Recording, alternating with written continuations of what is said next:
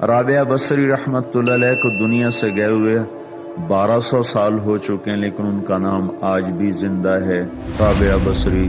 رابعہ بصری نہ کوئی شہزادی تھی، نہ کوئی ملکہ تھی، نہ کوئی وہ خوبصورت تھی، نہ کوئی خاندانی تھی، بلکہ عورت ہونے کے لحاظ سے ہر عیب اس میں تھا۔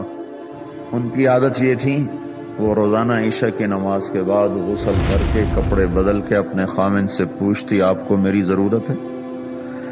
اگر وہ کہتے کوئی نہیں ہے تو پھر پوچھتی مجھے اجازت ہے؟ وہ کہتے اجازت ہے تو پھر مصلی پہ کھڑی ہو جاتی اور فجر کی نماز تک مصلی پر کھڑی رہتی تھی۔ ان کا خامن جلدی فوت ہو گیا، جوانی میں ہی بیوہ ہو گئی۔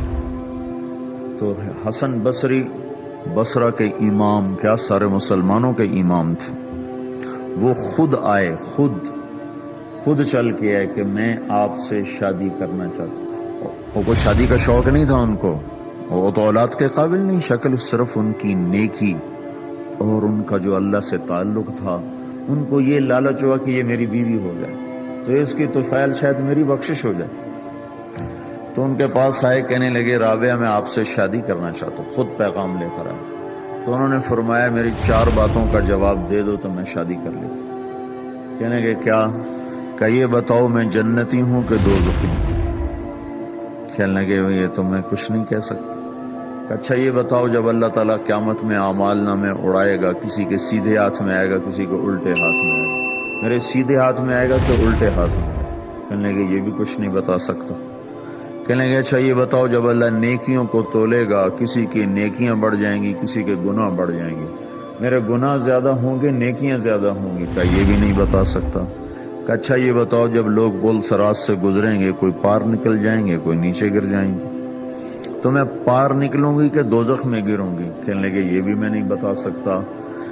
تو پھر فرمایا اچھا جاؤ مجھے تیاری کرنے دو، مجھے ان 4 باتوں کی تیاری کرنی ہے، میرے پاس شادی کے لیے وقت کوئی نہیں ہے۔ جو اللہ سے دوستی لگا لیتے ہیں اللہ دنیا ان کے لیے مسخر کر دیتے، اللہ دنیا ان کے پاؤں میں ڈال دیتے۔ تو جب ان کا انتقال ہوا، رات کو ان کا انتقال ہوا، تو اپنی خادمہ سے کہا بس 2-4 آدمی بلا کے مجھے جلدی سے دفن کر دو، کسی کو نہ بتاؤ، صبح لوگوں کو بتا دینا، اور مجھے کفن دینا میری اس چادر میں جس میں میں تہجد پڑھا کرتی تھی۔ تو انہوں نے راتوں رات دفن کر کے صبح اعلان کیا، شور مچ گیا، ہائے کیوں بتایا، کیوں نہیں بتایا، کیوں؟ تو اگلی رات ان کی خادمہ نے ان کو خواب میں دیکھا، سبز لباس پہنا ہوا، حسن و جمال، سورج چہرے پہ چمک رہا۔ پوچھا آپ کے ساتھ کیا ہوا؟ کہا میرے اللہ نے میرے ساتھ بہت عمدہ معاملہ کیا۔ کہا آپ کی وہ چادر کہاں گئی جس میں آپ کو کفن دیا تھا؟